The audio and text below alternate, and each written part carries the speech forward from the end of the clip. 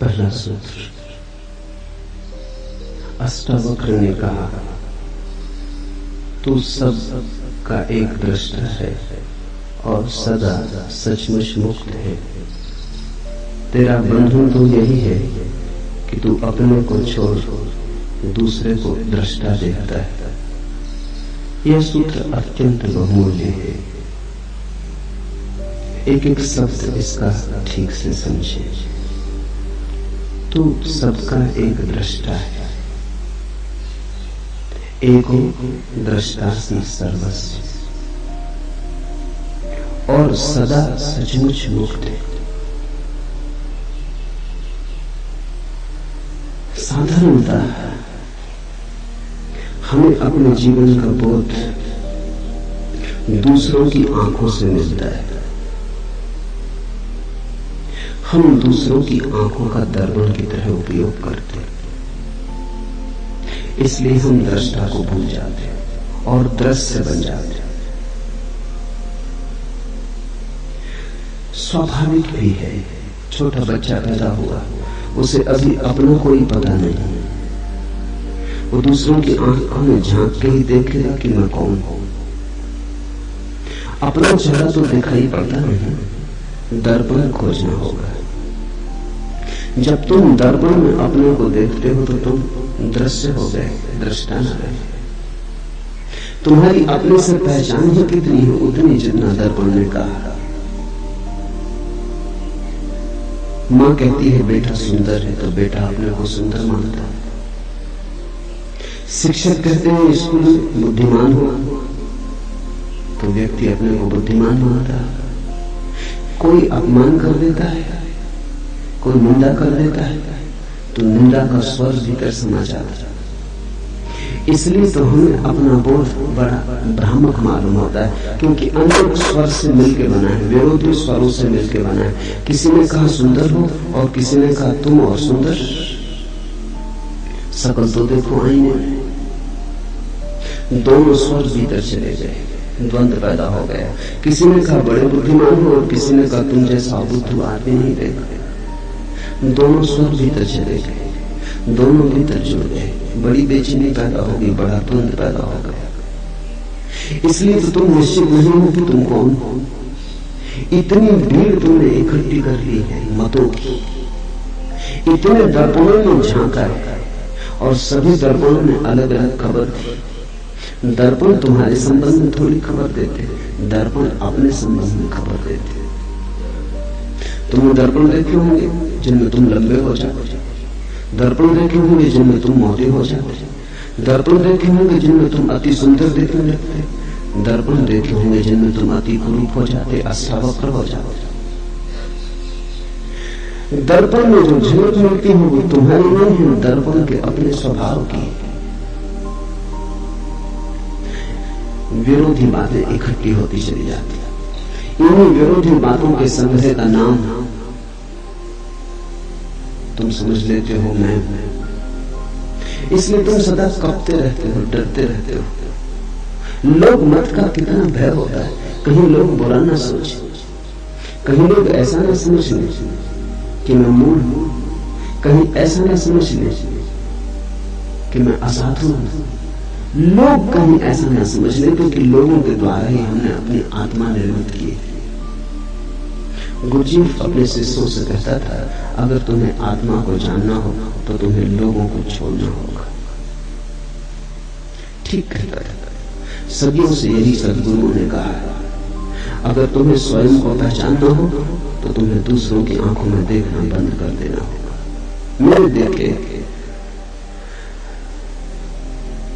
बहुत से खोजी, सत्य के अन्वेषक समाज को छोड़कर चले गए। उसका कारण ये नहीं था कि समाज में रह के सत्य को पाना असंभव। उसका कारण इतना ही था, समाज में रह के स्वयं की ठीक ठीक छवि जाननी बहुत कठिन है। यहाँ लोग खबर दिए ही चले जाते हैं कि तुम कौन हो। तुम पूछो न पूछो, सब तरफ से झलकें आती ही रहती हैं कि तुम कौन हो। और हम धीरे धीरे इन्हीं झलकों के लिए जीने लगते। मैंने सुना एक राजनेता मरा, उसकी पत्नी 2 वर्ष पहले मर गई थी। जैसे ही राजनेता मरा, उसकी पत्नी ने उस दूसरे लोग के द्वार पर उसका स्वागत किया, लेकिन राजनेता ने कहा भी मैं भीतर न होऊंगा, जरा मुझे मेरी अर्थी के साथ राजघाट तक हो आने दो। पत्नी ने कहा क्या साथ है, वहां तो देह पड़ी रह गई, मिट्टी है। उसने कहा कि मिट्टी नहीं, इतना तो देख लेने दो कितने लोग विदा करने आए। राजनेता और उसकी पत्नी भी अर्थी के साथ साथ, किसी को तो दिखाई ना पड़ते थे, वरुण को अर्थी दिखाई पड़ती थी। चले बड़ी भीड़ थी, अखबार नवीस थे, फोटोग्राफर थे, झंडे झुकाए गए थे, फूल सजाए गए थे, मिलिट्री के ट्रक पर रखी अर्थी थी, बड़ा सम्मान दिया जा रहा था, तोपें आगे पीछे भी सैनिक चल रहे थे। गदगद हो उठा राजनेता। पत्नी ने कहा इतने प्रसन्न क्या हो रहे हो? उसने कहा अगर मुझे पता होता कि मरने पर इतनी भीड़ आएगी तो पहले कभी का मर गया होता, तो हम पहले ही मर गए होते, इतने दिन क्यों राह देते? इतनी भीड़ मरने पर आए, इसी के लिए तो जिए। भीड़ के लिए लोग जीते हैं, भीड़ के लिए लोग मरते हैं। दूसरे क्या कहते हैं ये इतना मूल्यवान हो गया है कि तुम पूछते ही नहीं कि तुम कौन हो। दूसरे क्या कहते हैं उन्हीं की कतरन छांट छांट के इकट्ठी अपनी तस्वीर बना लेते।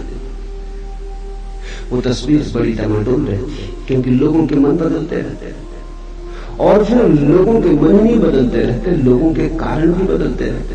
कोई आके हमसे कह गया कि आप बड़े साधु पुरुष हो, उसका कुछ कारण खुशामद कर गया, साधु पुरुष तुम्हें मानता हो। अपने को छोड़ के संसार में कोई किसी को साधु पुरुष नहीं मानता। तुम अपने ही सोचो ना, तुम अपने को छोड़कर किसको साधु पुरुष मानते हो? कभी कभी कहना पड़ता है, जरूरतें, जिंदगी, अड़चने, झूठे को सच्चा कहना पड़ता है, दुर्जन को सज्जन कहना पड़ता है, कुरूप को सुंदर की तरह प्रशंसा करनी पड़ती है, स्तुति करनी पड़ती है, खुशामद करनी पड़ती है। खुशामद इसलिए तो इतनी बहुमूल्य है। खुशामद के चक्कर में लोग क्यों आ जाते हैं? मूल से मूल आदमी से भी कहो कि तुम महाबुद्धिमान हो तो वो भी इंकार नहीं करता, क्योंकि उसको अपना तो कुछ पता नहीं। तुम जो कहते हो वही सुनता है, तुम जो कहते हो वही हो जाता है। तो उनके कारण बदल जाते। कोई कहता है सुंदर हो, कोई कहता है असुंदर हो, कोई कहता है भले हो, कोई कहता है बुरे हो। ये सब इकट्ठा होता चला जाता है और इन विपरीत मतों के आधार पर तुम अपनी आत्मा का निर्माण कर लेते। तुम ऐसी बैलगाड़ी पर सवार हो जिसमें सब तरफ बैल जुटे, जो सब दिशाओं में एक साथ जा रही। तुम्हारे अस्थि पंजर ढीले हुए जा रहे, तुम सिर्फ घसीटते हो, कहीं पहुंचते नहीं, पहुंच सकते नहीं। पहला सूत्र है आज का, तू सबका एक दृष्टा है और तू सदा सचमुच मुक्त है। व्यक्ति दृश्य नहीं है, दृष्टा है। दुनिया में 3 तरह के व्यक्ति हैं। वे जो दृश्य बन गए, वे सबसे ज्यादा अंधेरे में हैं। दूसरे वे जो दर्शक बन गए, वे पहले से थोड़े ठीक लेकिन कुछ बहुत ज्यादा अंतर नहीं। तीसरे वे जो दृष्टा बन गए। तीनों को अलग अलग समझ लेना जरूरी है। जब तुम दृश्य बन जाते हो तो तुम वस्तु हो गए, तुमने आत्मा खो दी। इसलिए राजनेता में आत्मा को पाना मुश्किल है, अभिनेता में आत्मा को पाना मुश्किल है। वो दृश्य बन गया है, वो दृश्य बनने के लिए ही जीता है। उसकी सारी कोशिश ये है कि मैं लोगों को भला कैसे लगूं, सुंदर कैसे लगूं, श्रेष्ठ कैसे लगूं। श्रेष्ठ होने की चेष्टा नहीं है, श्रेष्ठ लगने की चेष्टा है। कैसे श्रेष्ठ दिखाई पड़ी। तो जो दृश्य बन रहा है वो पाखंडी हो जाता है। वो ऊपर से मुखौटे ओढ़ लेता है, ऊपर से सब आयोजन कर लेता है, भीतर सड़ता जाता है। फिर दूसरे वे लोग हैं जो दर्शक बन गए, उनकी बड़ी भीड़। स्वभावतः पहले तरह के लोगों के लिए दूसरे तरह के लोगों की जरूरत नहीं, तो दृश्य बनेंगे लोग कैसे? कोई राजनेता बन जाता है, फिर ताली बजाने वाली भीड़ मिल जाती है, तो दोनों बड़ा मेल बैठ जाता है। नेता हो तो अनुयायी भी चाहिए,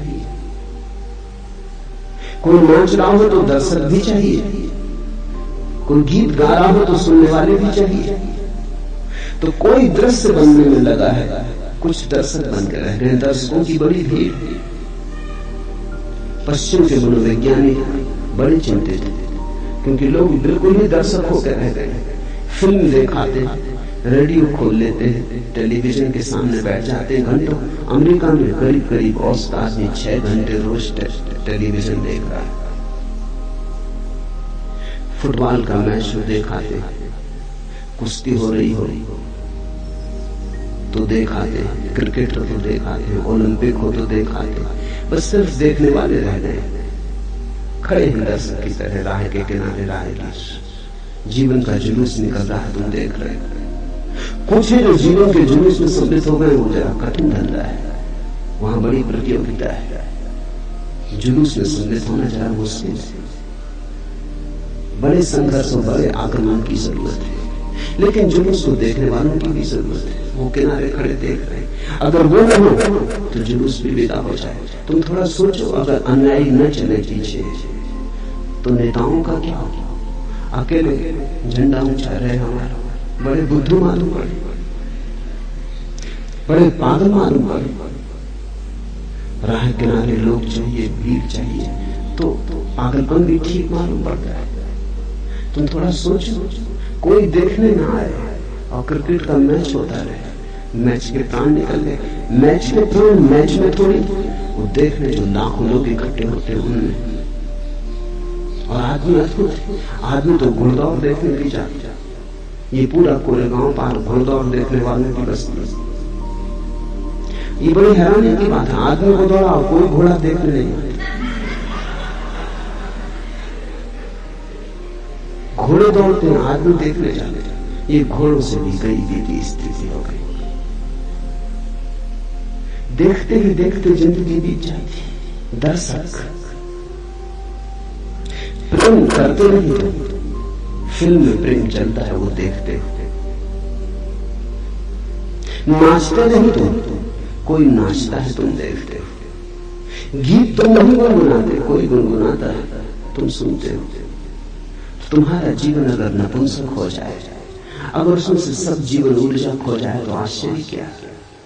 तुम्हारे जीवन में कोई गति नहीं, कोई ऊर्जा का प्रवाह नहीं, तुम मुर्दे की भांति बैठे हो। बस तुम्हारा कुल काम इतना है कि देखते रहो, कोई दिखाता रहे, तुम देखते रहो।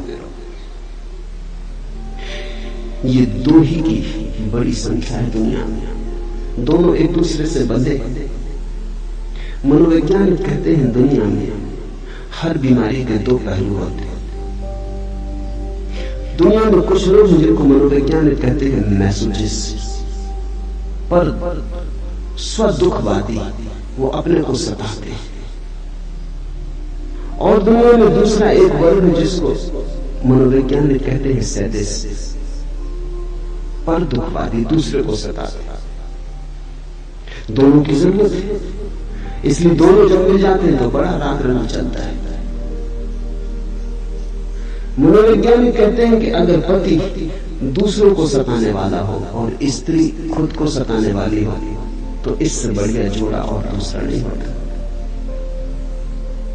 स्त्री अपने को सताने में मजा लेती है, पति दूसरे को सताने में मजा लेता है। राम मिलाई जोड़ी, कोई अंधा कोई कोढ़ी, मिल गए, बिल्कुल मिल गए, बिल्कुल ठीक बैठ गए।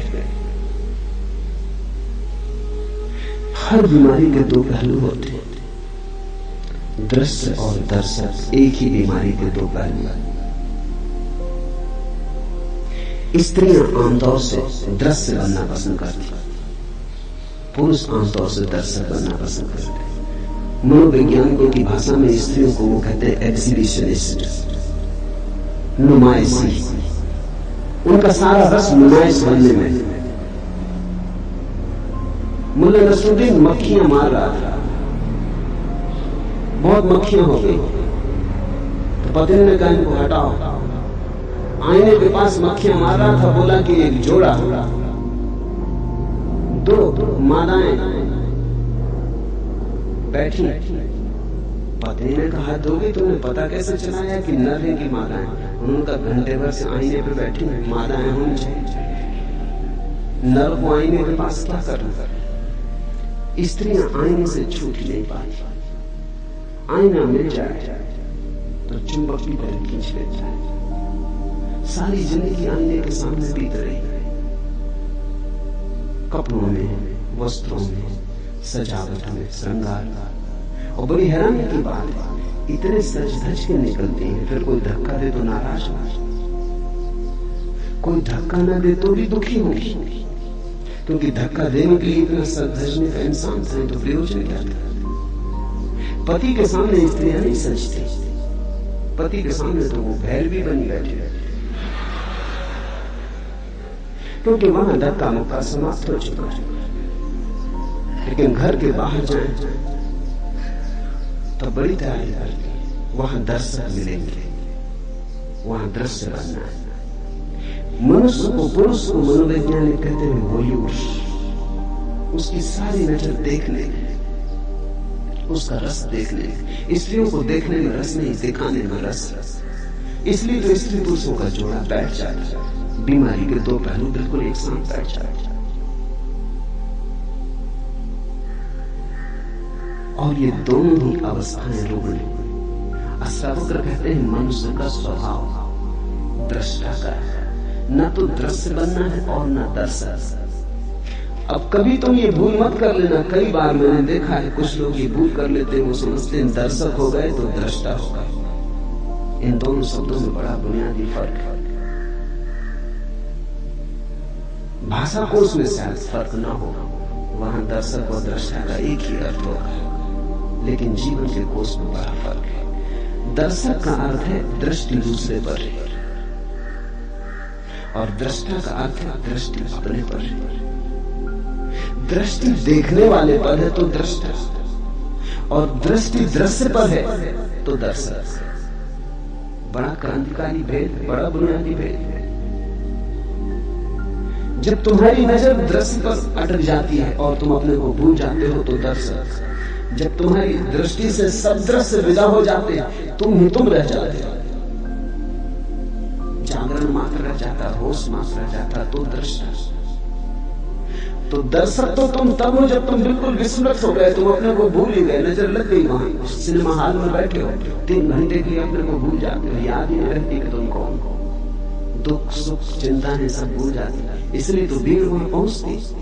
जिंदगी में बड़ा दुख है, चिंता है, परेशानी, कहीं चाहिए भूलने का उपाय। लोग बिल्कुल एकाग्रचित्त हो जाते, बस ध्यान उनका लगता ही फिल्म में। वहां देखते हैं पर्दे पर कुछ भी नहीं है, छाया नहीं डोल रही, मगर लोग बिल्कुल एकाग्रचित्त। बीमारी भूल जाती, चिंता भूल जाती, बुढ़ापा भूल जाता, मौत भी आप यहाँ पर भूल जाती। लेकिन दृष्टा नहीं हो गए हो, तो फिल्म में बैठ गए, दर्शक हो गए, भूल ही गए अपने को, स्मरण ही ना रहा कि मैं कौन हूं। ये जो देखने की ऊर्जा है भीतर, इसकी तो स्मृति ही खो गई। बस सामने दृश्य है, उसी पर अटक गए, उसी में सब भांति डूब गए। दर्शक होना एक तरह का आत्मविस्मरण, और दृष्टा होने का अर्थ है सब दृश्य विदा हो गए, पर्दा खाली हो गया, अब कोई फिल्म नहीं चलती वहां, न कोई विचार रहे, न कोई शब्द रहे, पर्दा बिल्कुल शून्य हो गया, कोरा और शुद्ध सफेद। देखने को कुछ भी ना बचा, सिर्फ देखने वाला बचा, और अब देखने वाले में डुबकी लगी तो दृष्टा। दृश्य और दर्शक, मनुष्यता इनमें बटी। कभी कभी कोई दृष्टा होता है, कोई अष्टावक्र, कोई कृष्ण, कोई महावीर, कोई बुद्ध, कभी कभी कोई जागता और दृष्टा होता है। तू सबका एक दृष्टा है। और इस सूत्र की खूबियां ये है कि जैसे ही तुम दृष्टा हुए, तुम्हें पता चलता है दृष्टा तो एक ही है संसार में, बहुत नहीं। दृश्य बहुत है, दर्शक बहुत है। अनेकता का अस्तित्व ही दृश्य और दर्शक के बीच है। वो झूठ का जाल है, दृष्टा तो एक ही। ऐसा समझो कि चांद निकला, पूर्णिमा का चांद निकला, नदी पोखर में, तालाब सरोवर में, सागर में, सरिताओं में, सब जगह प्रतिबिंब बने। अगर तुम पृथ्वी पर घूमो और सारे प्रतिबिंबों का अंकन करो तो करोड़ों अरबों खरबों प्रतिबिंब मिलेंगे, लेकिन चांद एक है, प्रतिबिंब अनेक है। दृष्टा एक है, दृश्य अनेक है, दर्शक अनेक है। वो सिर्फ प्रतिबिंब है, वो छायाएं हैं। तो जैसे ही कोई व्यक्ति दृश्य और दर्शक से मुक्त होता है, न तो दिखाने की इच्छा रही कि कोई देखे, न देखने की इच्छा रही। देखने और दिखाने का जाल छूटा, वो रस न रहा तो वैराग्य। अब कोई इच्छा नहीं होती कोई देखे और कहे कि सुंदर हो, सज्जन हो, संत हो, साधु हो। अगर इतनी भी इच्छा भीतर रह गई कि लोग तुम्हें साधु समझे तो अभी तुम पुराने जाल में पड़े। अगर इतनी भी आकांक्षा रह गई मन में कि लोग तुम्हें संत पुरुष समझे तो तुम अभी पुराने जाल में पड़े। अभी संसार नहीं छूटा, संसार ने नया रूप लिया, नया ढंग पकड़ा, लेकिन यात्रा पुरानी ही जारी है, सातत्य पुराना ही जारी है। क्या करोगे देखकर? खूब देखा, क्या पाएगा? क्या करोगे दिखाकर? कौन है यहां जिसको दिखा के खुशी मिलेगा? इन दोनों से पार हटकर, द्वंद से हटकर जो दृष्टा में डूबता है तो पाता है कि एक ही, ये पूर्णिमा का चांद तो एक ही। ये सरोवरों, पोखरों, तालाबों, सागरों में अलग अलग दिखाई पड़ता था, अलग अलग दर्पण थे इसलिए दिखाई पड़ता था। मैंने सुना है एक राजमहल था, सम्राट ने महल बनाया था सिर्फ दर्पणों से।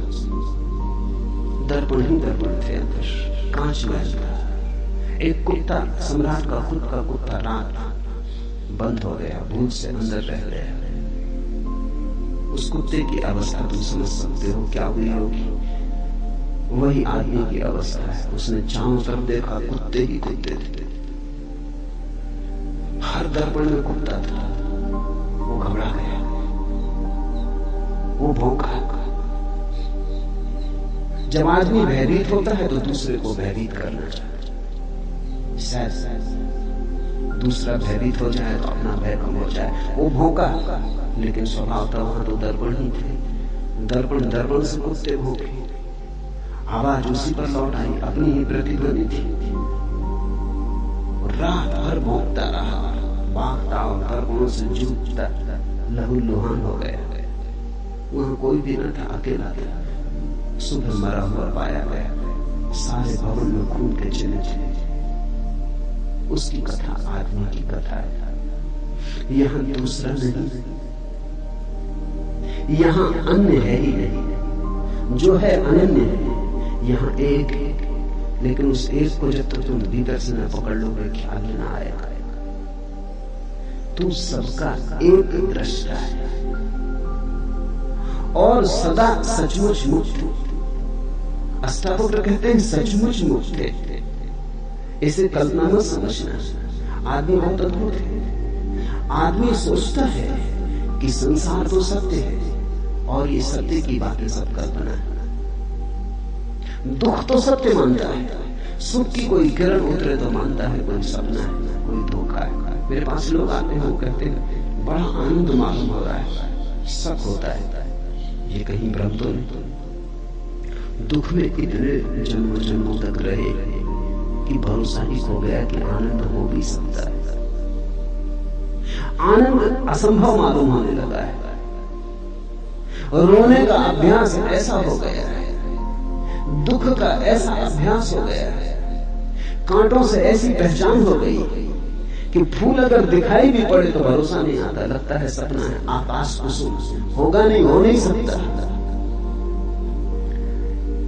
इसलिए अष्टावक्र कहते हैं सचमुच मुक्त है, व्यक्ति बंधा नहीं है। बंधन असंभव है क्योंकि केवल परमात्मा है, केवल एक है। न तो बांधने को कुछ, न बंधने को कुछ। तू सदा सचमुच मुक्त है। इसलिए अष्टावक्र जैसे व्यक्ति कहते हैं कि इसी क्षण चाहे तो मुक्त हो सकता है, क्योंकि मुक्त है ही। मुक्ति में कोई बाधा नहीं, बंधन कभी पड़ा नहीं, बंधन केवल माना हुआ है। तेरा बंधन तो यही है कि तू अपने को छोड़ दूसरे को दृष्टा देखता है। एको दृष्टासी सर्वस्व मुक्त प्रायो असि सर्वदा अयमेव ही ते बंधो दृष्टारम पश्य सीतरम। एक ही बंधन है, तू अपने को छोड़ दूसरे को दृष्टा देखता है, और एक ही मुक्ति है कि तू अपने को दृष्टा जान ले। तो इस प्रयोग को थोड़ा करना शुरू करें। देखते वृक्ष के पास बैठे, वृक्ष दिखाई पड़ रहा है, तो धीरे धीरे वृक्ष को देखते देखते उसको देखना शुरू करें जो वृक्ष को देख रहा है। जरा सी हेर फेर की बात, साधारणतः चेतना का तीर वृक्ष की तरफ जा रहा है, इस तीर को दोनों तरफ जाने दें, इसका फल दोनों तरफ कर ले। वृक्ष को भी देखें और साथ ही चेष्टा करें उसको भी देखने की जो देख रहा है। देखने वाले को न भूले, देखने वाले को पकड़ पकड़ ले, बार बार भूलेगा, पुरानी आदत है, जन्मों की आदत है, भूलेगा, लेकिन बार बार देखने वाले को पकड़ ले। जैसे जैसे देखने वाला पकड़ में आने लगेगा, कभी कभी क्षण भर को ही आएगा, लेकिन क्षण भर को ही पाएंगे एक अपूर्व शांति का उदय हुआ, एक आशीष वर्षा, एक सौभाग्य की किरण उठी। एक क्षण को भी अगर ऐसा होगा तो एक क्षण को भी मुक्ति का आनंद मिलेगा, और वो आनंद तुम्हारे जीवन के स्वास्थ्य और जीवन की धारा को बदल देगा। शब्द नहीं बदलेंगे तुम्हारे जीवन की धारा को, शास्त्र नहीं बदलेंगे, अनुभव बदलेगा, स्वाद बदलेगा। यहां मुझे सुन रहे, दो तरह से सुना जा सकता है। सुनते वक्त मैं जो बोल रहा हूं अगर उस पर ही ध्यान रहे और तुम अपने को भूल जाओ तो फिर तुम दृष्टा न रहे, श्रोता न रहे, श्रावक न रहे, तुम्हारा ध्यान मुझ पर अटक गया है तो तुम दर्शक हो गए। आंख से ही दर्शक नहीं हुआ जाता, कान से भी दर्शक हुआ जाता है। जब भी ध्यान ऑब्जेक्ट पर, विषय पर अटक जाए तो तुम दर्शक हो गए। सुनते वक्त सुनो मुझे, साथ में उसको भी देखते रहो, पकड़ते रहो, टटोलते रहो जो सुन रहा है। निश्चित ही तुम सुन रहे हो, मैं बोल रहा हूं। बोलने वाले पर ही नजर ना रहे, सुनने वाले को भी पकड़ते रहो, बीच बीच में उसको ख्याल लेते रहो। धीरे धीरे तुम पाओगे कि जिस घड़ी में तुमने सुनने वाले को पकड़ा, उसी घड़ी में तुमने मुझे सुना, से सब व्यर्थ गया। जब तुम सुनने वाले को पकड़ के सुनोगे तब जो मैं कह रहा हूं वही तुम्हें सुनाई पड़ेगा, और अगर तुमने सुनने वाले को नहीं पकड़ा है तो तुम न मालूम क्या क्या सुन लोगे जो मैंने ना तुम कहा ना अष्टावक्र ने कहा। तब तुम्हारा मन बहुत से जाल बुन लेगा, तुम बेहोश हो। बेहोशी में तुम कैसे होश की बातें समझ सकते हो? ये बातें होश की, ये बातें किसी और दुनिया की। तुमने अगर नींद में सुना तो तुम इन बातों के आसपास अपने सपने गूंथ लोगे, तुम इन बातों का रंग खराब कर लोगे, तुम इनको बोत लोगे, तुम अपने ढंग से इनका अर्थ निकाल लोगे, तुम इनकी व्याख्या कर लोगे। तुम्हारी व्याख्या में ये अद्भुत वचन मुर्दा हो जाएंगे, तुम्हारे हाथ लाश लगेगी अष्टावक्र की। जीवित अष्टावक्र से तुम छूट जाओ, क्योंकि जीवित अष्टावक्र को पकड़ने के लिए तो तुम्हें अपने दृष्टा को पकड़ना होगा। वहां है जीवित अष्टावक्र। इसे ख्याल ना रखो। सुनते हो मुझे, सुनते सुनते उसको भी सुनने लगो जो सुन रहा है। तीर दोहरा हो जाए, मेरी तरफ हो तुम्हारी तरफ भी हो। अगर मैं भूल जाऊं तो कोई हर्जा नहीं, लेकिन तुम नहीं भूलने चाहिए। और एक ऐसी घड़ी आती है जब ना तो तुम रह जाते ना मैं रह जाता। एक ऐसी परम शांति की घड़ी आती है जब दोनों रह जाते, एक ही बचता है। तुम ही बोल रहे हो, तुम ही सुन रहे हो, तुम ही देख रहे हो, तुम ही दिखाई पड़ रहे हो। उस घड़ी के लिए ही इशारा अष्टावक्र कर रहे हो कि वो एक है दृष्टा और सदा सचमुच मुक्त है। बंधन स्वप्न जैसा है। आज रात तुम पूना में सोओगे, लेकिन नींद में तुम कलकत्ते में हो सकते हो, दिल्ली में हो सकते हो, काठमांडू में हो सकते हो, कहीं भी हो सकते हो। सुबह जाके फिर तुम अपने को पूना में पाओगे। सपने में अगर काठमांडू चले गए तो लौटने के लिए कोई हवाई जहाज से यात्रा नहीं करनी पड़ेगी, ना ट्रेन पकड़नी पड़ेगी, ना पैदल यात्रा करनी पड़ेगी। यात्रा करनी ही नहीं पड़ेगी। सुबह आंख खुलेगी और तुम पाओगे कि पूना में। सुबह तुम पाओगे तुम कहीं गए ही नहीं, सपने में गए थे। सपने में जाना कोई जाना है। बंधन तो एक ही है तेरा कि तू अपने को छोड़ दूसरे को दृष्टा देखता है। एक ही बंधन है कि हमें अपना होश नहीं, अपने दृष्टा का होश नहीं। एक तो ये अर्थ है सूत्र का, एक और भी अर्थ है, वो भी ख्याल में ले लेना चाहिए।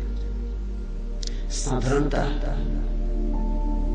अष्टावक्र के ऊपर जिन्होंने भी कुछ लिखा है उन्होंने दूसरा ही अर्थ किया है, इसलिए वो दूसरा अर्थ भी समझ लेना जरूरी। वो दूसरा अर्थ भी ठीक, दोनों अर्थ साथ साथ ठीक है। तेरा बंधन तो यही है कि तू अपने को छोड़ दूसरे को दृष्टा देखता है। तुम मुझे सुन रहे हो, तुम सोचते हो कान सुन रहा है। तुम मुझे देख रहे हो, तुम सोचते हो आंख देख रही है। आंख क्या देखेगी? आंख को दृष्टा समझ रहे हो तो भूल हो गई। देखने वाला तो आंख के पीछे, सुनने वाला तो कान के पीछे। तुम मेरे हाथ को छुओ तो तुम सोचोगे तुम्हारे हाथ ने मेरे हाथ को छुआ, गलती हो रही। छूने वाला तो हाथ के भीतर छिपा है। हाथ क्या छुएगा? कल मर जाओ, लाश पड़ी रह जाएगी, लोग हाथ पकड़े बैठे रहेंगे, कुछ भी नहीं छुएगा। लाश पड़ी रह जाएगी, आंख खुली पड़ी रहेगी, सब दिखाई पड़ेगा और कुछ भी दिखाई ना पड़ेगा। लाश पड़ी रह जाएगी, संगीत होगा, बैंड बाजे बजेंगे, कान पर चोट भी लगेगी, झंकार भी आएगी, लेकिन कुछ भी सुनाई ना पड़ेगा। जिसे सुनाई पड़ता था, जिसे दिखाई पड़ता था, जिसे स्पर्श होता था, स्वाद होता था, वो जा चुका। इंद्रियां नहीं अनुभव लाती, इंद्रियों के पीछे छिपा हुआ कोई। तो दूसरा अर्थ इस सूत्र का है कि तुम अपने को ही दृष्टा जानना, शरीर को मत जान देना, आंख को, कान को, इंद्रियों को मत जान देना, भीतर की चेतना को ही दृष्टा जानना।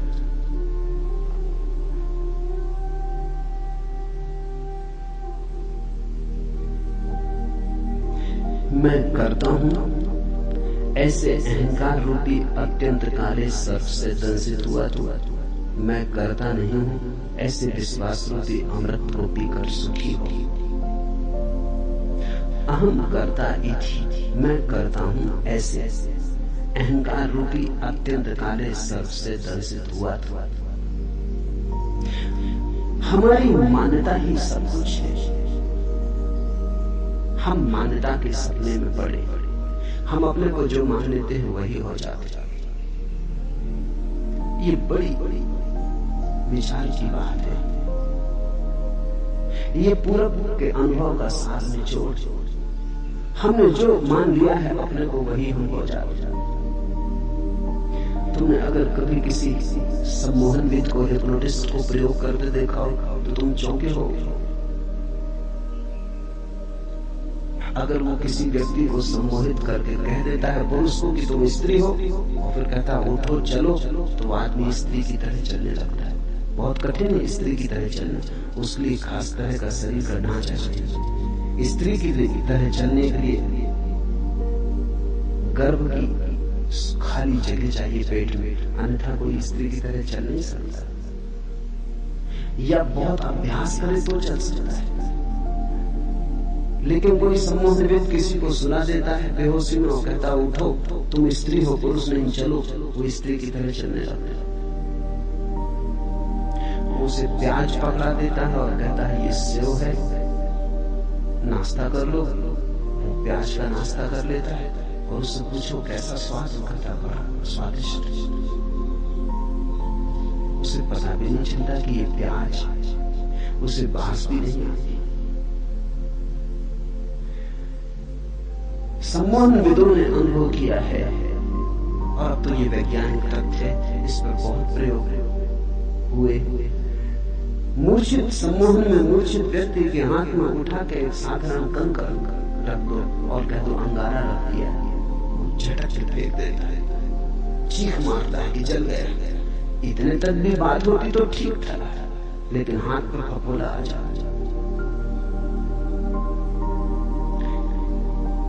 तुमने खबर सुनी होगी लोगों की कि जो आग पर चल लेते वो भी सम्मोहन की गहरी अवस्था है। अगर तुमने ऐसा मान लिया कि नहीं जलूंगा तो आग भी नहीं जलाती। मानने की बात है, अगर जरा भी संदेह रहा तो मुश्किल हो जाएगी, तो जल जाओ। ऐसा बहुत बार हुआ है कि कुछ लोग सिर्फ हिम्मत करके चले गए कि जब इतने लोग चल रहे हैं तो हम भी चलेंगे, लेकिन भीतर संदेह का कीड़ा था, वो जल गए। ऑक्सफोर्ड यूनिवर्सिटी में इस पर प्रयोग किया गया। लंका से कुछ बौद्ध भिक्षु बुलाए गए थे चलने के लिए। वो बुद्ध पूर्णिमा को हर वर्ष बुद्ध की स्मृति में आग पर चलते। वो बात बिल्कुल ठीक है, बुद्ध की स्मृति में आग पर चलना चाहिए, क्योंकि बुद्ध की कुल स्मृति इतनी है कि तुम देह नहीं। तो जब हम देह ही नहीं है तो आग हमें कैसे जलाएगी? कृष्ण ने गीता में कहा है, न आग तुझे जला सकती, न शस्त्र तुझे छेद सकते, नैनम छिदन्ति शस्त्राणि नाहं दहति पावका। नहीं आग तुझे जलाएगी, नहीं शस्त्र तुझे छेद सकते। तो बुद्ध पूर्णिमा के दिन श्रीलंका में बौद्ध भिक्षु आग पर चलते, उन्हें निमंत्रित किया गया। वो ऑक्सफोर्ड में भी चले। जब वो ऑक्सफोर्ड में चल रहे थे तो एक भिक्षु जल गया। कोई 20 भिक्षु चले, एक भिक्षु जल गया। खोजबीन की गई कि बात क्या हुई। वो भिक्षु सिर्फ इंग्लैंड देखने आया, उसे कोई भरोसा नहीं था कि वो चल पाए। उसकी मर्जी कुछ और थी, वो तो सिर्फ यात्रा करने आया। उसकी तो आकांक्षा इतनी थी कि इंग्लैंड देख लेंगे, और उसने सोचा जब ये 19 लोग नहीं चलते तो मैं क्यों चलूंगा। मगर भीतर संदेह का कीड़ा था, वो चल गया। और वहीं उसी रात दूसरी घटना घटी कि एक प्रोफेसर, ऑक्सफोर्ड यूनिवर्सिटी का प्रोफेसर, जिसने कभी ये घटना न देखी थी न सुनी थी, वो सिर्फ बैठ के देख रहा था। उसे देख के इतना भरोसा आ गया कि वो उठा और चलने लगा और चल गया। न तो वो बौद्ध था, न धार्मिक, उसे तो कुछ पता ही नहीं था। उसे तो सिर्फ इतने लोगों का चलना देख के ये लगा, ये भाव ऐसी गहनता से उठा, ये श्रद्धा इतनी सघन हो गई कि वो उठा एक गहन आनंद भाव और नाचने लगा। भिक्षु भी चौंके, क्योंकि भिक्षुओं को तो ये ख्याल था कि बुद्ध भगवान ने बचा रहे। ये तो कोई बौद्ध नहीं, ये तो अंग्रेज था, और धार्मिक भी नहीं था, चर्च भी नहीं जाता था, तो क्राइस्ट भी इसकी फिक्र नहीं करेंगे। बुद्ध से तो कुछ लेना देना है नहीं, इसका तो कोई भी मालिक नहीं था, सिर्फ श्रद्धा। हम जो मानते हैं गहन श्रद्धा में वही हो जाता। मैं करता हूं ऐसे अहंकार रूपी अत्यंत काले सर्प से दंशित हुआ। मैं करता नहीं हूं ऐसे विश्वास रूपी अमृत को पीकर सुखी हो। ये वचन ख्याल रखना, बार बार अष्टावक्र कहते हैं सुखी हो। वो कहते हैं इसी क्षण घट सकती है बात। अहम करता इति, मैं करता हूं ऐसी हमारी धारणा है। उस धारणा के अनुसार हमारा अहंकार निर्मित होता है। कर्ता यानी अस्मिता, मैं करता हूं, उसी से हमारा अहंकार निर्मित होता है। इसलिए जितना बड़ा करता हो उतना बड़ा अहंकार होता है। तुमने अगर कुछ खास नहीं किया तो तुम क्या अहंकार रखोगे? तुमने एक बड़ा मकान बनाया, उतना ही बड़ा तुम्हारा अहंकार हो जाता है। तुमने एक बड़ा साम्राज्य रचाया तो उतनी ही सीमा तुम्हारे अहंकार की हो जाती है। इसलिए तो दुनिया को जीतने के लिए पागल लोग निकलते। दुनिया को जीतने थोड़ी निकलते। दुनिया किसने कब जीती? लोग आते हैं चले जाते हैं, दुनिया को कौन जीत पाता है? लेकिन दुनिया को जीतने निकलते हैं घोषणा करने कि मेरा अहंकार इतना विराट कि सारी दुनिया को छोटा कर दूंगा, घेर लूंगा, सीमा बना दूंगा, मैं ही परिभाषा बनूंगा सारे जगत की। सिकंदर और नेपोलियन और तैमूर और नादिर और सारे पागल दुनिया को घेरने चलते। ये दुनिया को घेरने के लिए जो आकांक्षा है, ये अहंकार की आकांक्षा है।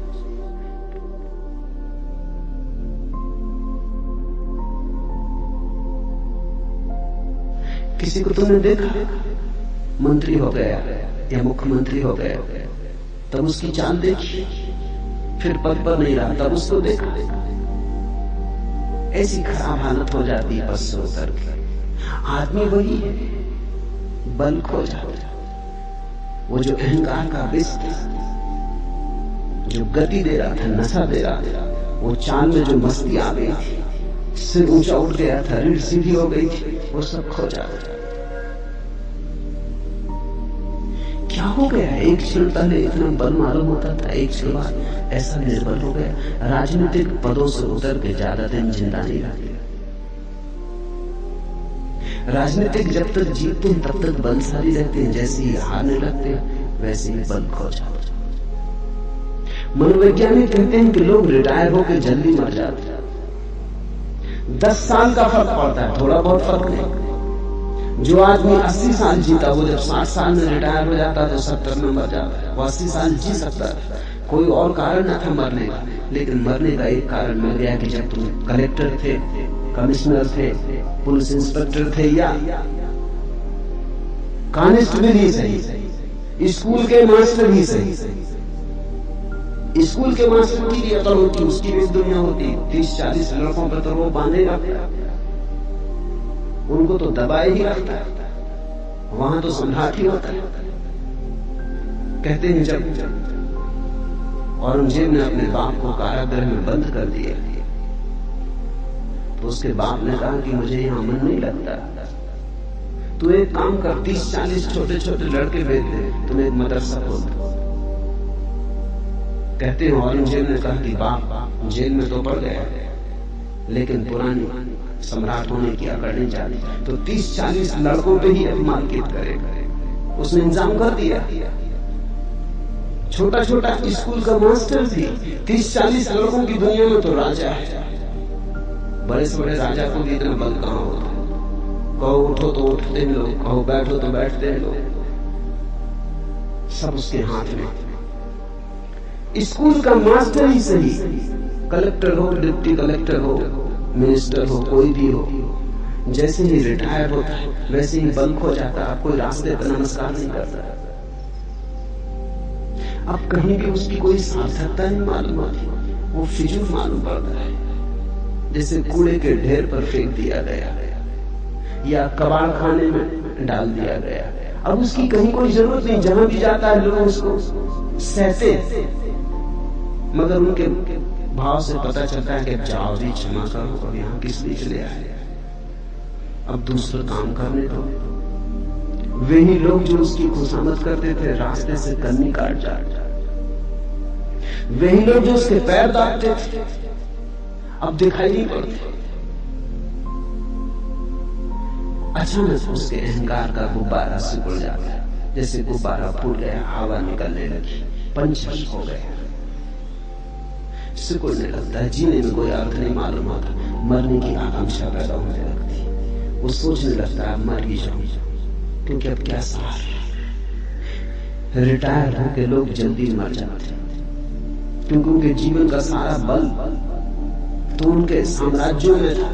कोई हेड क्लर्क था तो 10-5 क्लर्कों को ही सता रहा था। इससे कोई फर्क नहीं पड़ता कि तुम कौन, तुम चपरासी से, मगर चपरासी की भी अकड़ होती है। जाओ दफ्तर में अंदर तो चपरासी को बैठो, स्कूल पे ही बैठा है बाहर, लेकिन उसकी अकड़ देखो, कहता ठहरो।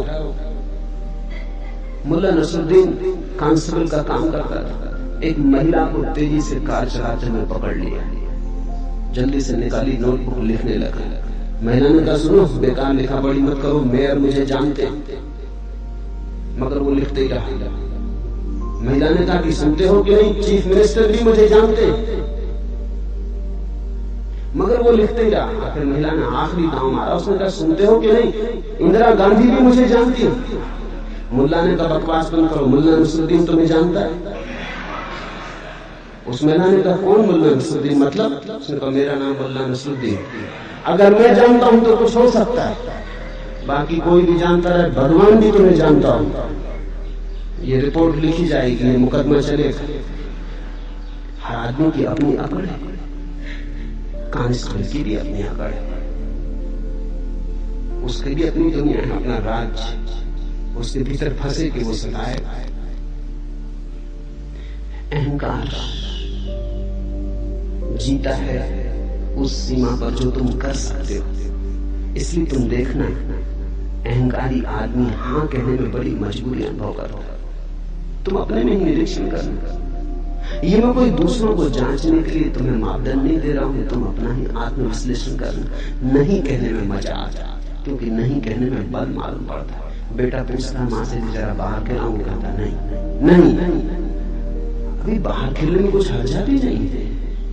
बाहर नहीं खेलेगा बेटा तो कहां खेलेगा? और माँ भी जानती है कि जाएगा ही नहीं, थोड़ा शोरगुल मचाएगा, वो भी अपना बल देख लाएगा, बलों की टक्कर होगी, थोड़ी राजनीति चलेगी, वो चीख पुकार मचाएगा, बर्तन पटकेगा, तब वो कहेगी अच्छा जा बाहर खेल। लेकिन वो जब कहेगी जा बाहर खेल, तब ठीक, तब उसकी आज्ञा से जा रहा।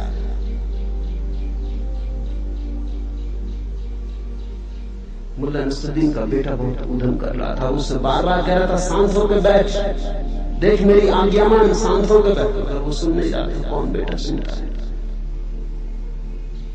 आखिर भन्ना के मुल्ला नसरुद्दीन ने कहा अच्छा कर जितना उधम करना, अब देख कैसे मेरी आज्ञा का उल्लंघन करता है। अब मेरी आज्ञा है, कर कितना उल्लंघन करना है, अब देखें कैसे मेरी आज्ञा का उल्लंघन करना। नहीं जल्दी आती जवान पर रखी। तुम जरा गौर करना, 100 में 90 मौकों पर जहां नहीं कहने की कोई भी जरूरत न थी, वहां भी तुम नहीं कहते हो। नहीं कहने का मौका तुम चूकते नहीं कहने का मौका मिले तो झपट के देते। हाँ कहने में बड़ी मजबूरी लगती, हाँ कहने में बड़ी दयनीयता मालूम होती। हाँ कहने का मतलब था तुम्हारा कोई बल नहीं। इसलिए जो बहुत अहंकारी है वो नास्तिक हो जाते। नास्तिक का मतलब उन्होंने आखिरी नहीं कह दिया, उन्होंने कह दिया ईश्वर भी नहीं, और की तो बात छोड़। नास्तिक का अर्थ है कि उसने आखिरी अल्टीमेट परम इंकार कर दिया। आस्तिक का अर्थ है उसने परम स्वीकार कर लिया, उसने हाँ कह दिया ईश्वर है। ईश्वर को हाँ कहने का मतलब है मैं ना रहा, ईश्वर को ना कहने का मतलब बस मैं ही रहा। अब मेरे ऊपर कोई भी नहीं, मेरे पार कोई भी नहीं, मेरी सीमा बांधने वाला कोई भी नहीं। हमारा कर्तव्य हमारे अहंकार को भरता है। इसलिए अष्टावक्र के सूत्र को ख्याल करना, मैं करता हूं, अहम करता इति। ऐसे अहंकार रूपी अत्यंत काले सर्प से दंशित हुआ था। व्यक्ति पीड़ित और परेशान हो रहा है। ये पीड़ा कोई बाहर से नहीं आती, ये दुख हम जो झेलते हैं अपना निर्मित किया हुआ है। जितना बड़ा अहंकार उतनी पीड़ा होगी। अहंकार घाव, जरा सी हवा का झोंका भी दर्द दे जाता। निरअहंकारी व्यक्ति को दुखी करना असंभव, अहंकारी व्यक्ति को सुखी करना असंभव। अहंकारी व्यक्ति ने तय ही कर लिया कि सुखी नहीं होना है, क्योंकि सुख आता है हाँ भाव से, स्वीकार भाव से। सुख आता है ये बात जानने से कि मैं क्या हूं, एक बूंद हूं सागर, सागर की एक बूंद सागर ही है। मेरा होना क्या है? जिस व्यक्ति को अपने न होने की प्रतीति सघन होने लगती है, उतने ही सुख के अंबार उस पर बरसने लगते हैं। जो मिटा वो भर दिया जाता है, जिसने अकड़ दिखाई वो मिट जाता है। मैं करता नहीं हूं ऐसे विश्वास रूपी अमृत को पीकर तू सुखी हो। मैं करता नहीं हूं ऐसे भाव को अष्टावक्र अमृत कहते हैं। अहम न करता इति, यही अमृत है। इसका एक अर्थ और भी समझ लेना चाहिए। सिर्फ अहंकार मरता है, तुम कभी नहीं मरते, इसलिए अहंकार मृत्यु है, विष। जिस दिन तुमने जान लिया कि अहंकार है ही नहीं, बस मेरे भीतर परमात्मा ही है, उसकी ही एक फैलाव, उसकी ही एक किरण, उसकी ही एक बूंद, फिर तुम्हारी कोई मृत्यु नहीं, फिर तुम अमृत हो। परमात्मा के साथ तुम अमृत हो, अपने साथ तुम मरण धर्मा हो। अपने साथ तुम अकेले हो, संसार के विपरीत हो, अस्तित्व के विपरीत हो, तुम असंभव युद्ध में लगे हो जिसमें हार सुनिश्चित। परमात्मा के साथ सब तुम्हारे साथ है, जिसमें हार असंभव, जीत सुनिश्चित है। सबको साथ लेके चल पड़ो। जहां सहयोग से घट सकता हो वहां संघर्ष क्यों करते हो? जहां झुक के मिल सकता हो वहां लड़के लेने की चेष्टा क्यों करते हो? जहां सरलता से विनम्रता से मिल जाता हो वहां तुम व्यर्थ ही उधम क्यों मचाते हो? व्यर्थ का उत्पात क्यों करते हो? मैं करता नहीं हूं ऐसे विश्वास रूपी अमृत को पीकर सुखी हो। जनक ने पूछा है कैसे हम सुखी हो, कैसे सुख हो, कैसे मुक्ति मिले? कोई विधि नहीं बता रहे। अष्टावक्र वो नहीं कह रहे कि साधो इस तरह, वो कहते हैं देखो इस तरह, दृष्टि की ऐसी हो बस।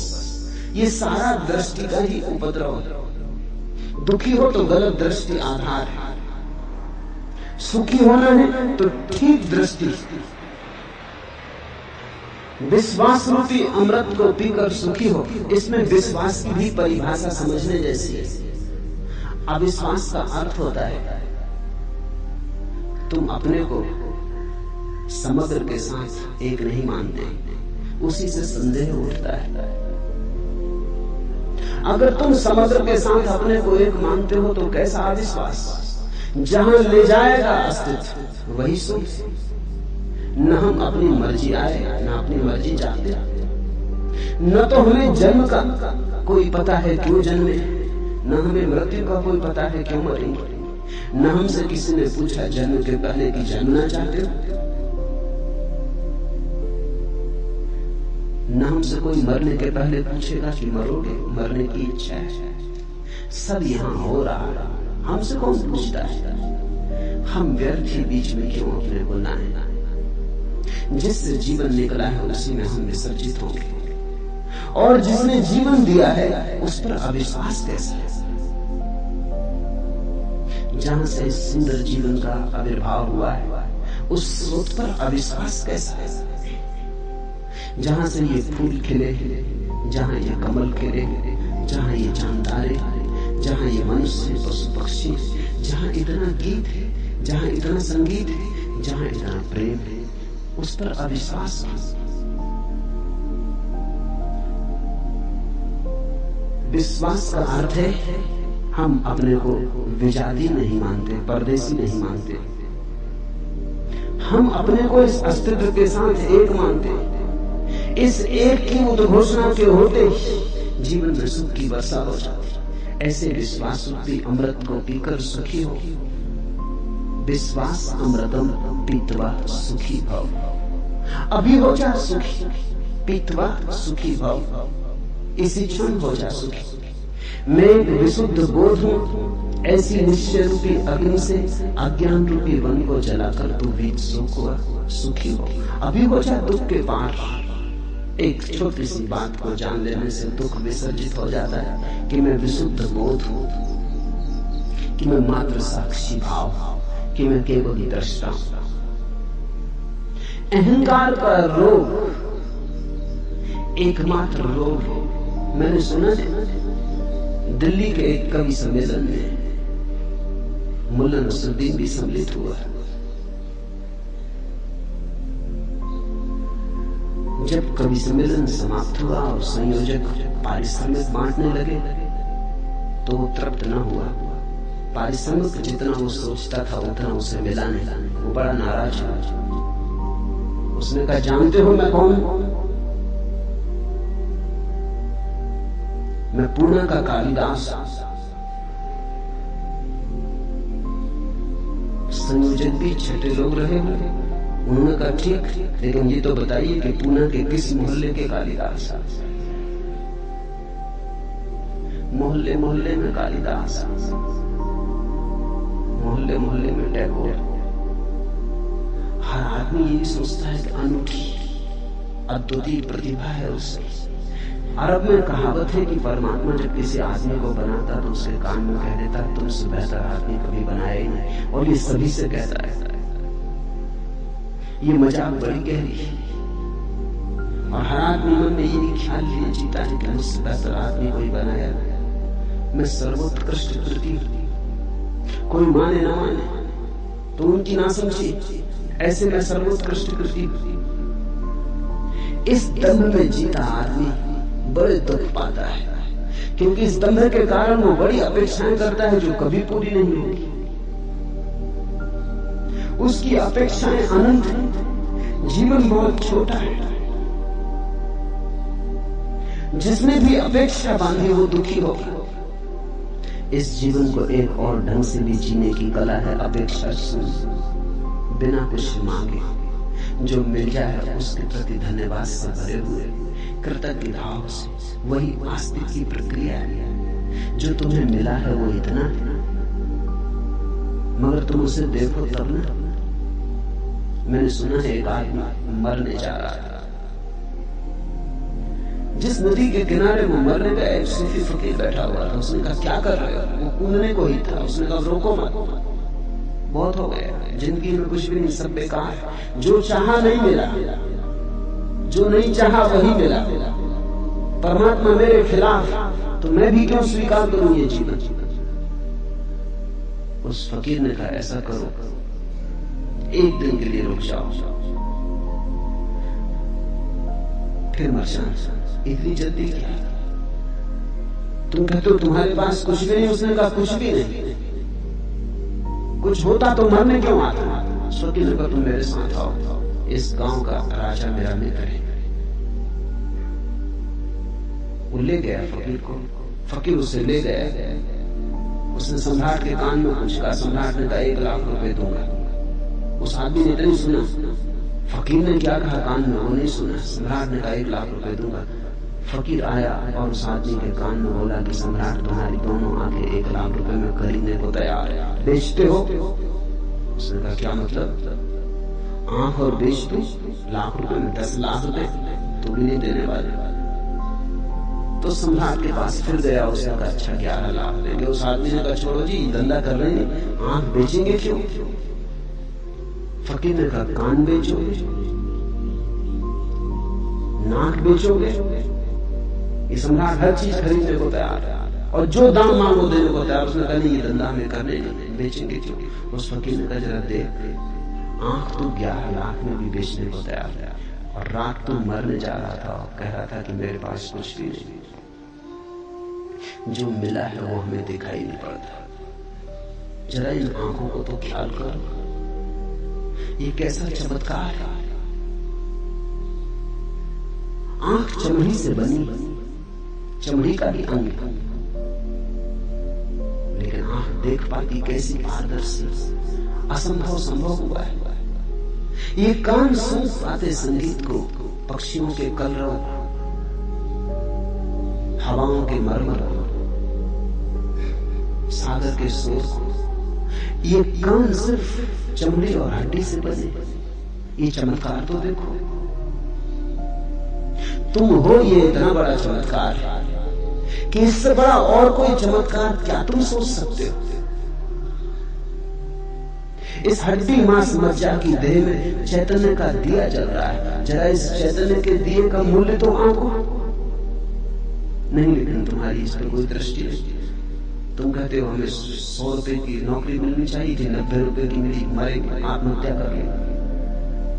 कि होना चाहिए था मिनिस्टर, केवल डिप्टी मिनिस्टर हो पाए, नहीं चाहिए।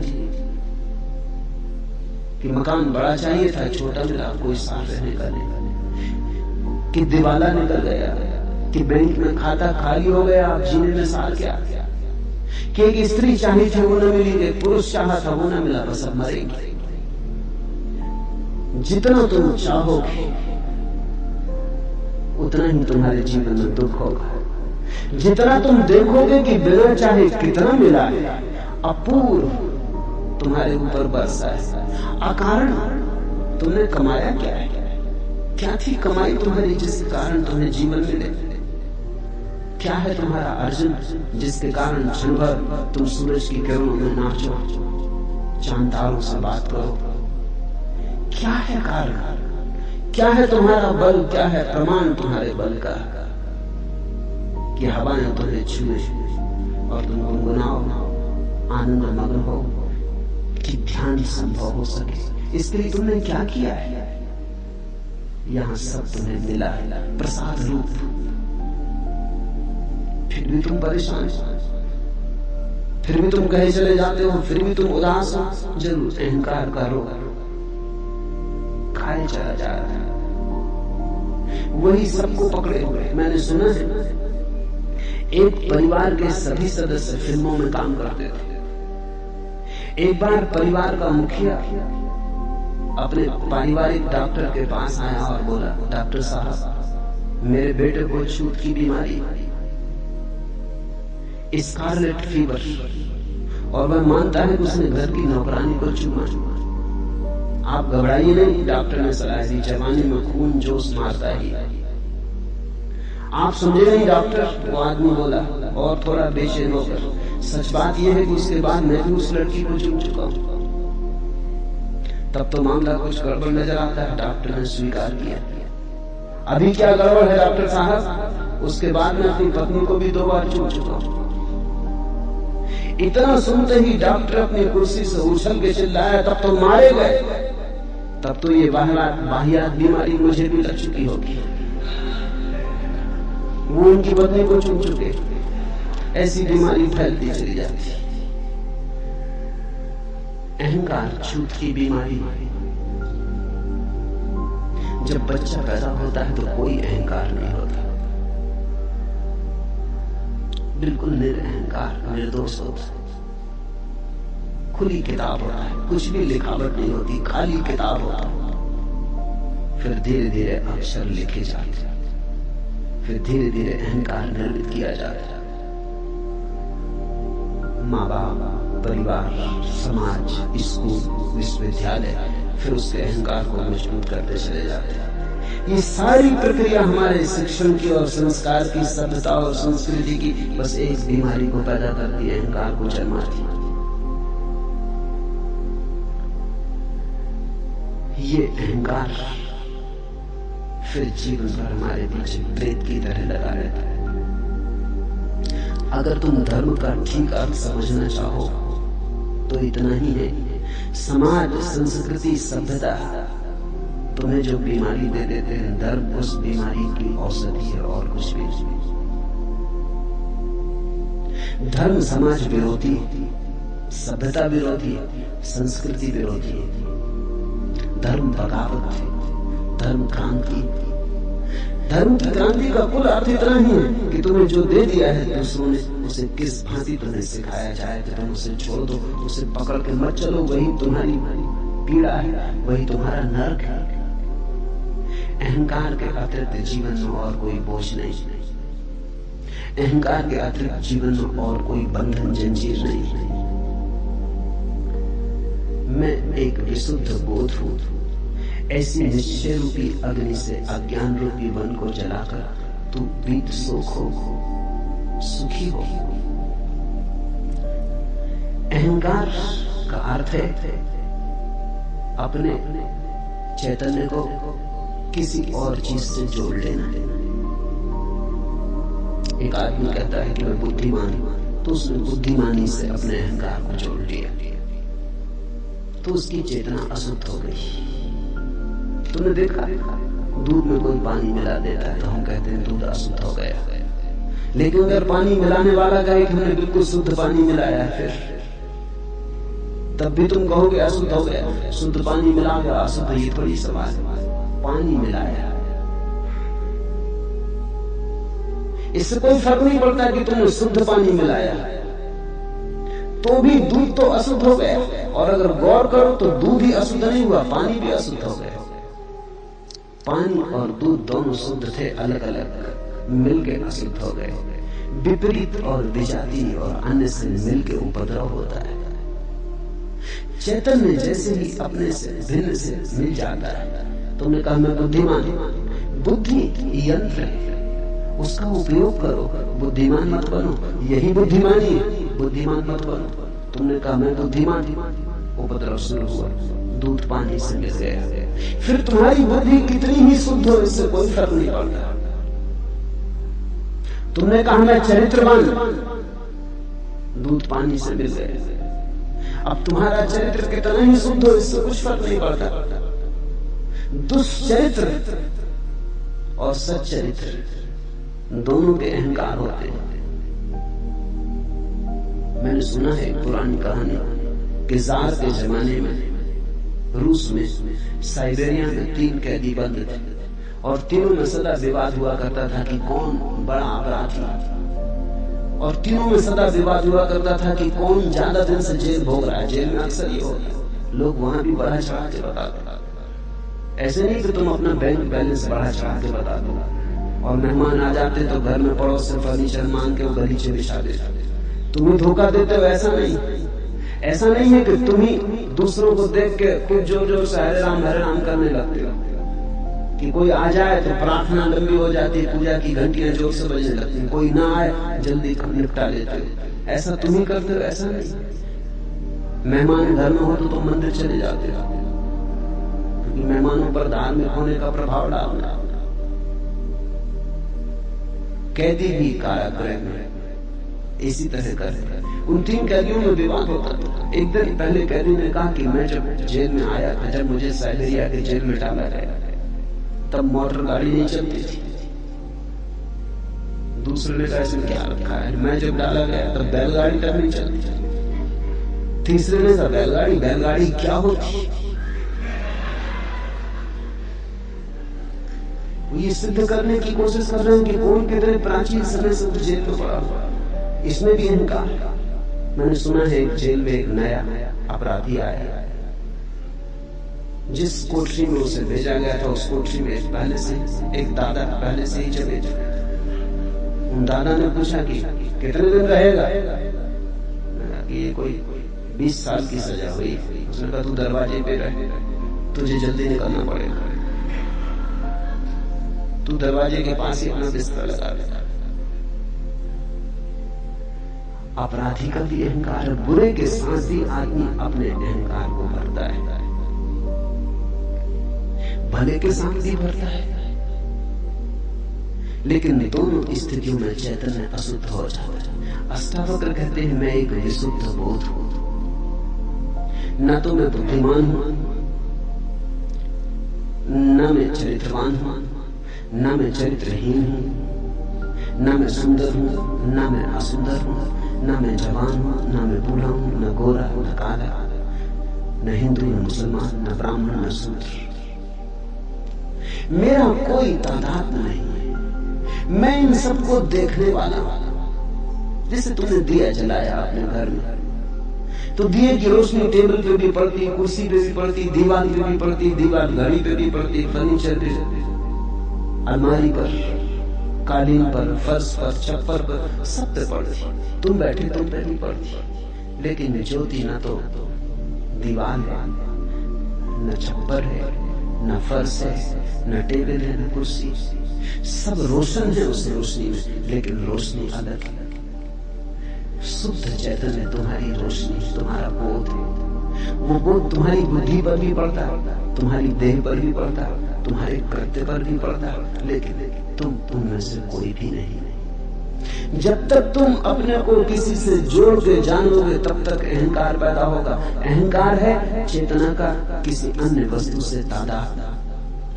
जैसे ही तुमने सारे तादाद में छोड़ दिए, तुमने कहा मैं तो बस शुद्ध बोध हूं, मैं तो शुद्ध बोध हूं, शुद्ध बुद्ध हूं, वैसे तुम घर लौटने लगे, मुक्ति का क्षण करीब आने लगा।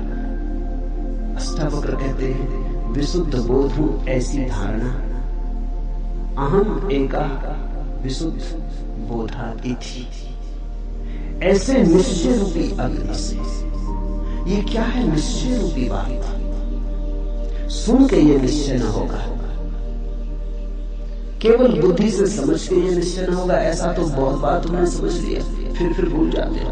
अनुभव से ये निश्चय होगा, थोड़े प्रयोग करोगे तो निश्चय होगा, प्रतीति होगी तो निश्चय होगा, और निश्चय होगा तो क्रांति घटित होगी। अज्ञान रूपी वन को जलाकर तू बीत सुख हुआ, सुख को प्राप्त हो, सुखी हो। जिसमें यह कल्पित संसार रस्सी में सांप जैसा भासता है, तू वही आनंद परमानंद बोध, अतएव तू सुखपूर्वक विचर।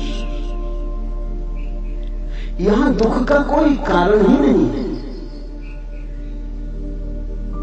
तुम नाहक एक दुख स्वप्न में दबे और परेशान हुए जा रहे हो। दुख स्वप्न तुमने देखा, अपने ही हाथ छाती पर रख के आदमी सो जाता है, हाथ के वजन से रात नींद में लगता है कि छाती पे कोई भूत प्रेत चढ़ा।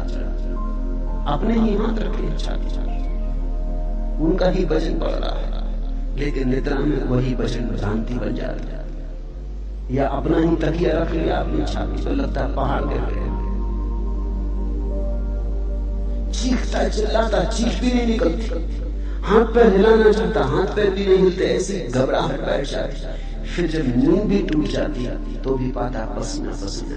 नींद भी टूट जाती है, जाग भी जाता है, समझ भी लेता है कोई दुश्मन नहीं, कोई पहाड़ नहीं गिरा, अपना ही तकिया अपनी छाती पर रख लिया कि अपने ही हाथ अपनी छाती पर रख लिए थे।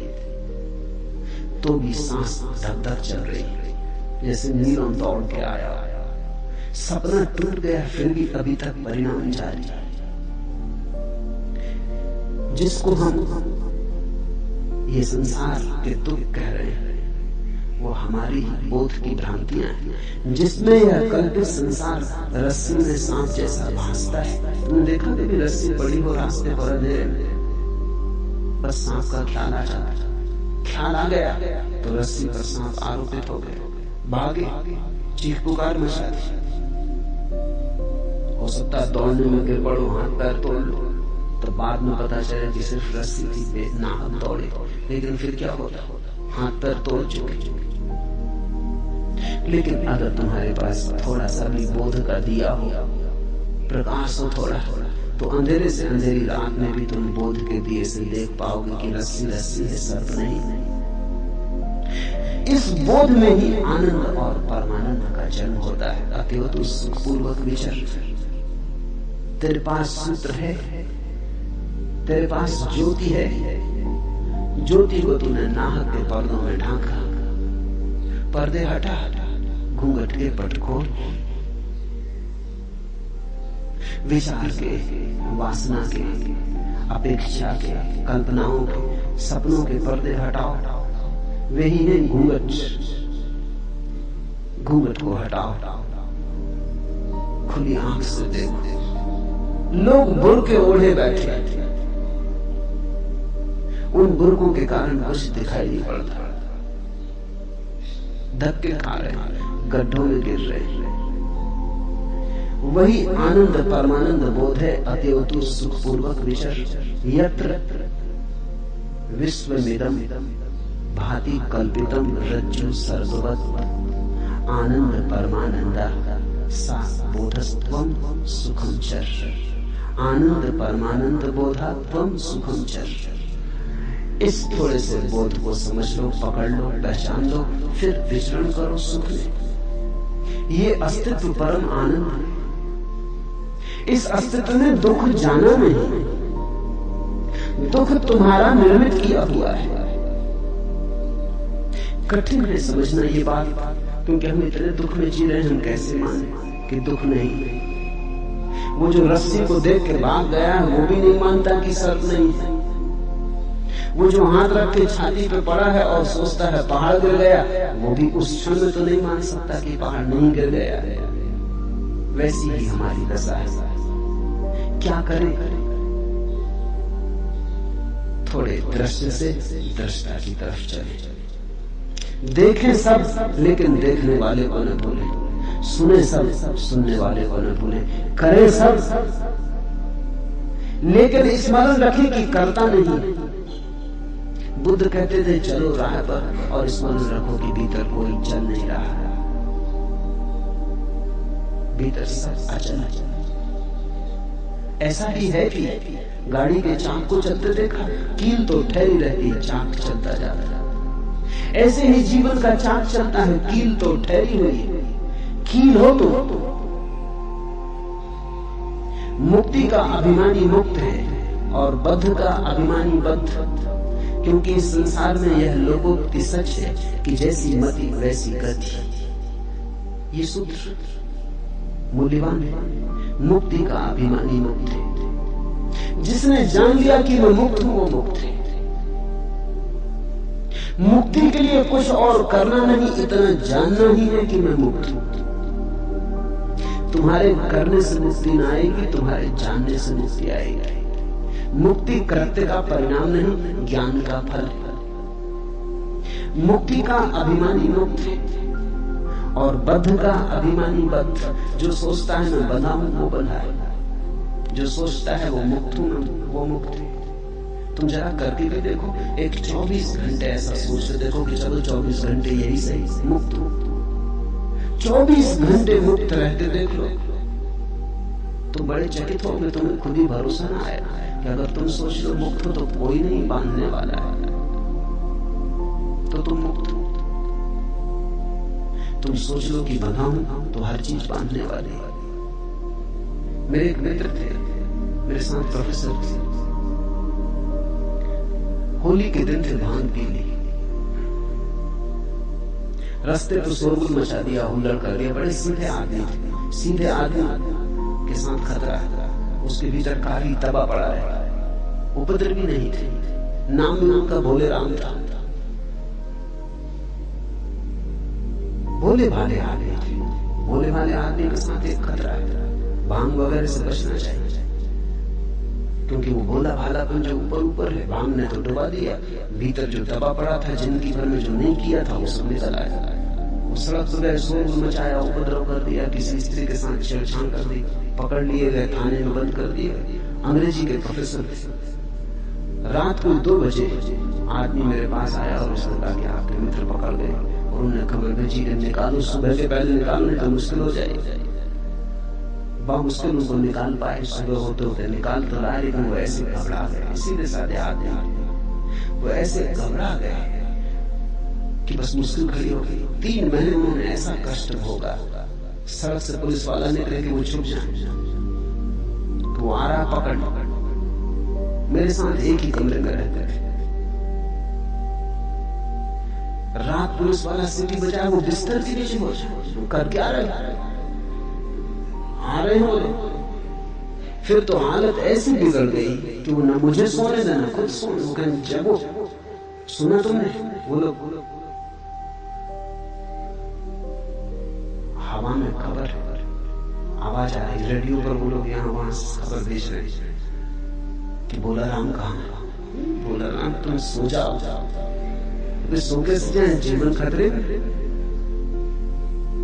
वो पकड़े, फाइल है मेरे खिलाफ। आखिर में इतना परेशान हो गया कि वो रास्ता न देख के कॉलेज भी जाना उन्होंने बंद कर दिया। छुट्टी लेके घर बैठ गए। 24 घंटे एक ही रंग चलने लगा, जिसको मनोवैज्ञानिक पैरानॉइड कहते हैं। वो पैरानॉइड हो गए, अपने भय से ही रचना करने लगे। भले आदमी थे, कभी सोचा भी नहीं था मैंने, लेकिन एक अनुभव हुआ कि आदमी क्या क्या कल्पना नहीं कर ले सकता है। दीवानों को वो कहे कान है, सब तरफ लोग सुन रहे हैं। कोई भी रास्ते पे चल रहा है तो वो उन्हीं को देखता हुआ चल रहा है। कोई किनारे पर खड़े होकर हंस रहा है तो वो भोला राम को देख के हंस रहा है। कोई बात कर रहा है तो उनके खिलाफ षड्यंत्र रच रहे हैं। सारी दुनिया उनके खिलाफ है। फिर कोई उपाय न देख के मुझे एक ही रास्ता दिखाई पड़ा। एक परिचित मित्र थे, इंस्पेक्टर थे, उनको समझाया कि तुम आ जाओ इसमें फाइल लेके। कोई फाइल हो तो हम ले आए, कोई फाइल है ना, कुछ हिसाब ने कभी कुछ की नहीं, सिर्फ एक दफा भंग पी, थोड़ा उधर मचाया, खत्म हो गई बात। इसमें कोई इतना शोरगुल नहीं। कोई भी फाइल ले आओ, कागज कोरे रख के आ जाए, मगर फाइल बड़ी होनी चाहिए, क्योंकि वो कहते हैं फाइल बड़ी और भोला राम का नाम लिखी होनी चाहिए। और तुम चिंता मत करना, 2-4 हाथ इनको रसीद कर देना और बांध भी देना हथकड़ी इनके हाथ। और जब तक मैं तुमको 10,000 रुपया रुष्वत न दूं, इनको छोड़ने के लिए राजी ना होना, तभी शायद ये छूट लाना पड़ा। उन्होंने 2-4 हाथ उनको लगाए। जब उनको हाथ लगाए तब वो बड़े प्रसन्न हुए। वो कहने लगे मुझसे, अब देखो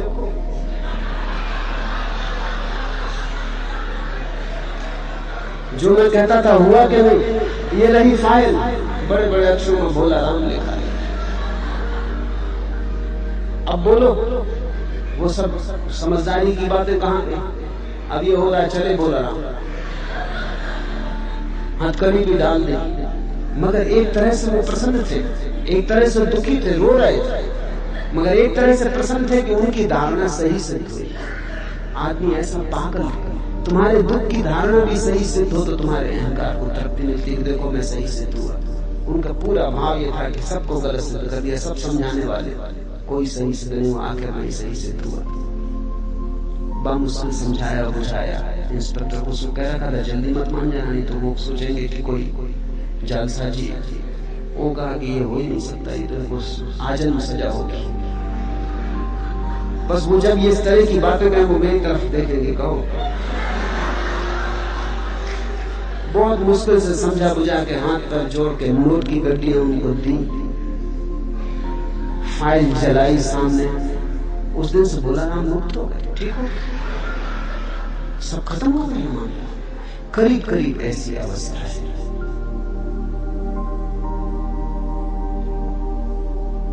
मुक्ति का अभिमानी मुक्त है और बद्ध का अभिमानी बद्ध, क्योंकि इस संसार में लोकोक्ति सच है कि जैसी मति वैसी गति। तुम जैसा सोचते हो वैसा ही हो गया है। तुम्हारे सोचने ने तुम्हारा संसार निर्मित कर दिया है। सोच को बदलो, जागो और ढंग से देखो, सब यही रहेगा। सिर्फ तुम्हारे देखने, सोचने, जानने के ढंग बदल जाएंगे और सब बदल जाएगा। मुक्ताभिमानी मुक्तो ही बद्धो बद्धाभिमान्यभिः किं वदन्ति सत्येयं या मति सा गति भवेत्, या मति सा गति भवेत्। जैसा सोचो, जैसी मति वैसी गति हो जाती। आत्मा साक्षी है, व्यापक है, पूर्ण है, एक है, मुक्त है, चेतन है, क्रिया रहित है, असंग है, निष्प्रह है, शांत है। वह ब्रह्म के कारण संसार जैसा भासता है। साक्षी, व्यापक, पूर्ण। सुनो इस शब्द को, अष्टावक्र कहते तुम पूर्ण हो। पूर्ण होना नहीं है, तुम में कुछ भी जोड़ा नहीं जा सकता।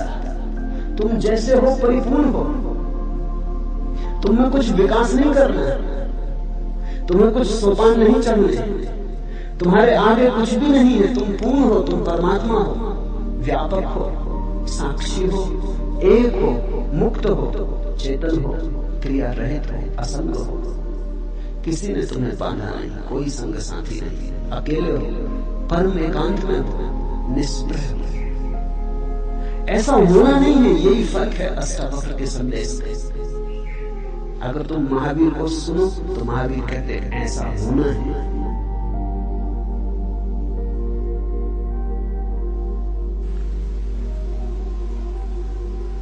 अष्टावक्र कहते हैं ऐसे तुम हो। ये बड़ा फर्क है, ये छोटा फर्क नहीं। महावीर कहते हैं असंग होना है, निष्प्रह होना है, पूर्ण होना है, व्यापक होना है, साक्षी होना है। अष्टावक्र कहते हैं तुम ऐसे हो, बस जानना है, ऐसा आंख खोल के देखना है। अष्टावक्र का योग बड़ा सहज योग है। साधो सहज समाधि भली, तू कूटस्थ बोधरूप अद्वैत आत्मा का विचार कर। अहम आभास इति, मैं आभास रूप अहंकारी जीव हूं। ये तुमने जो अब तक मान रखा है ये सिर्फ आभास है।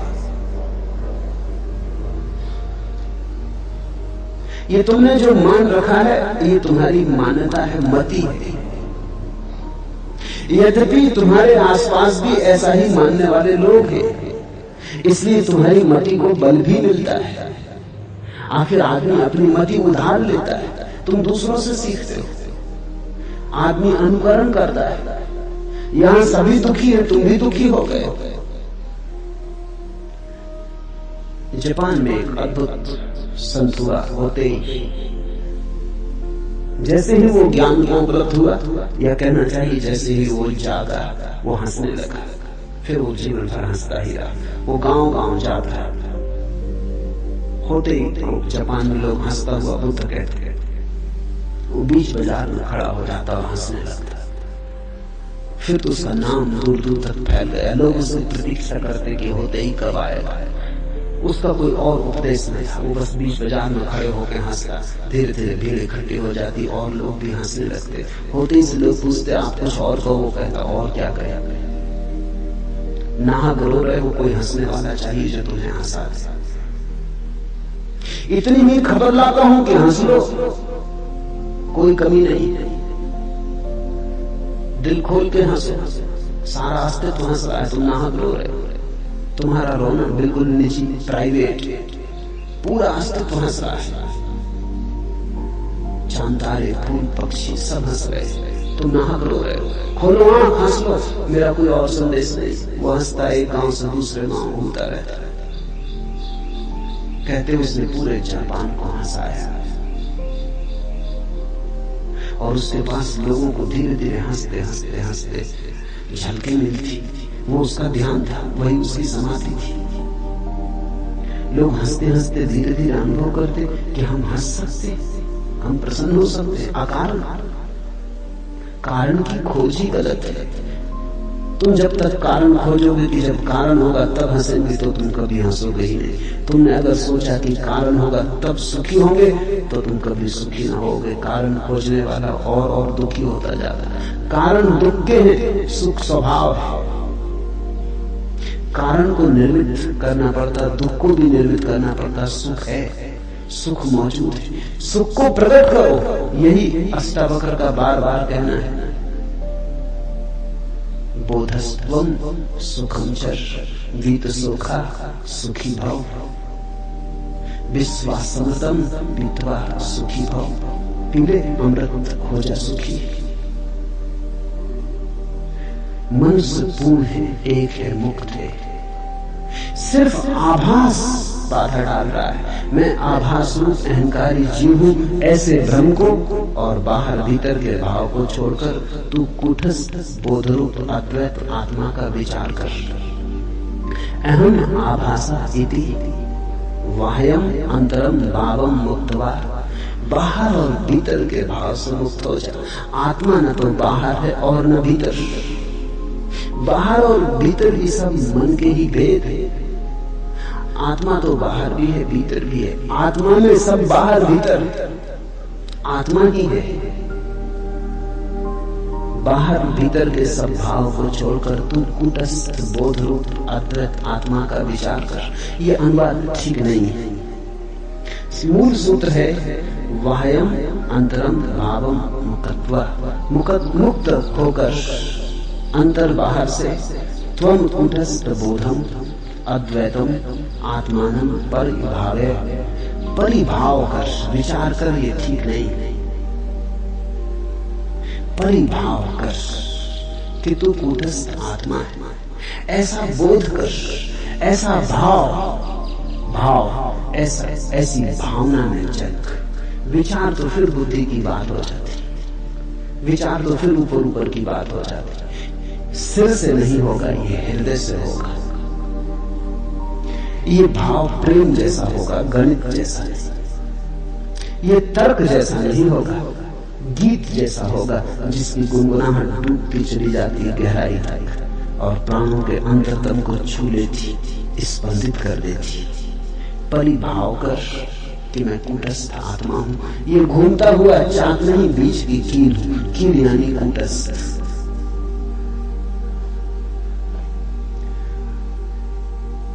तुम जब तक सोचते हो पृथ्वी पर हो, पृथ्वी पर। जिस क्षण तुमने तैयारी दिखाई, जिस क्षण तुमने हिम्मत की, उस क्षण आकाश में उड़ना शुरू हो सकता है। दल के दल तैर रहे मेघ मगन भू पर, उड़ता जाता हूं मैं मेघों के ऊपर। एक अजब लोक खुला है मेरे आगे, कोई सपना विराट सोए में जागे। कहां उड़ जाता है समय सिंधु घर घर। गाड़ी जो अंधी घाटी में बर्फीली, उर्मिल धाराओं में मछली चमकीली, धसता जाता हूं पैनिल तम के भीतर। कोसों तक लाल पर्दी सूरज को घेरे, छलक रहा इंद्रधनुष पंखों पर मेरे। यहां वहां फूट रहे रंगों के निर्झर। ठहरी सी नदी कहीं, उड़ते से पुल है, धाराओं पर धाराएं आकुल व्याकुल है। गलगल कर बहे जा रहे नभ में भूधर। गांव पर गांव धवल, जंगल कांसों के, उगते ये तरुण किसकी सांसों के। एक दूसरी धरती बना हुआ है अंबर, दल के दल तैर रहे मेघ मगन भू पर। उड़ता जाता हूं मेघों के ऊपर। एक अजब लोक खुला है मेरे आगे, कोई सपना विराट सोए में जागे। जागो, सपना खूब देखा, अब जागो। बस जागना कुंजी, कुछ और करना नहीं। न कोई साधना, न कोई योग, न आसन, बस जागना। हरिओम।